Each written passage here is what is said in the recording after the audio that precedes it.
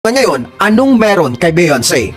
Well, maraming mga kasagutan ang lumutang sa internet at ang mga konspirasiya ay kumalat. At sinasabi nga ng mga conspiracy theory na si Beyonce at ang kanyang asawa na si Jay-Z ay ang pinaka makapangyarihang tao sa music industry ng Hollywood. At dahil nga po sila ay makapangyarihan, ibig sabihin yan, hawak-hawak nila ang buong sistema ng music industry, pati ang buhay ng mga sikat na singer. Noong panahong 1990s raw, etong si Beyonce ay mayroong isang matinding kakumpetensya. Walang iba kundi si Aaliyah. Pinaniniwalaan na ang pagpanaw ng sikat na R&B singer na ito ang naging dahilan kung bakit sumikat at lumutang sa buong mundo etong si Beyonce. At ang mas malala sa lahat, pinaslang di umano ng sadya si Aaliyah dahil isa siyang malaking hadlang at kakumpetensya sa kasikatan ni Beyonce. At kinokonekta nga sa mga konspirasiya na itong kanta ni J. Cole na pinamagatang She Knows ay nagsasabing mayroong alam si Beyonce sa pagpaslang kay